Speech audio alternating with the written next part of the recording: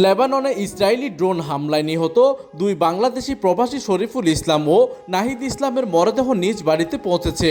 রোববার সকাল 10টার দিকে মরদেহগুলো পৌঁছানোর পর স্বজনদের কান্নায় ভারী হয়ে ওঠে চারপাশ। শোকের ছায়া নেমে আসে দুই পরিবার সহ পুরো এলাকা জুড়ে।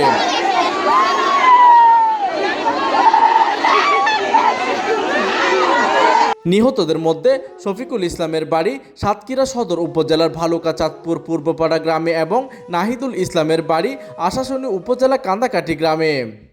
এর আগে গত 11 মে দক্ষিণ লেবাননের নাবাতিয়া জেলার জিবদিন এলাকায় ইসরায়েলি ড্রোন হামলায় তারা নিহত হন। দীর্ঘ প্রক্রিয়া শেষে তাদের মরদেহ দেশে আনা সম্ভব হয়। স্বজনরা জানান, জীবিকার সন্ধানে মাত্র কয়েক মাস আগে লেবাননে পাড়ি জমিয়েছিলেন শফিকুল ও নাহিদুল ইসলাম। পরিবারের স্বপ্ন পূরণে নিরলস পরিশ্রম করলেও শেষ পর্যন্ত যুদ্ধের নির্মমতায় প্রাণ হারাতে হয়েছে তাদের। লাশটা আমাদের দেশে মায়ের কোলে ফিরে আসছে। আমরা সংসপ্ত গ্রামবাসী।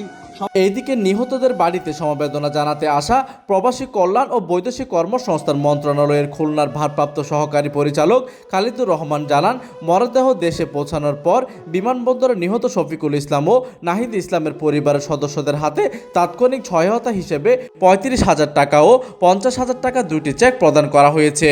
তিনি আরও জানান, পরবর্তীতে প্রবাসী কল্যাণ মন্ত্রণালয়ের পক্ষ থেকে 10 লাখ টাকা এবং জীবন বীমা কর্পোরেশনের পক্ষ থেকে 3 লাখ টাকা আর্থিক সহায়তা প্রদান করা হবে। প্রতিনিধির তথ্য ও পাঠানো চিত্রে ডেস্ক নিউজ, দিগন্তের বার্তা 24, সাতক্ষীরা।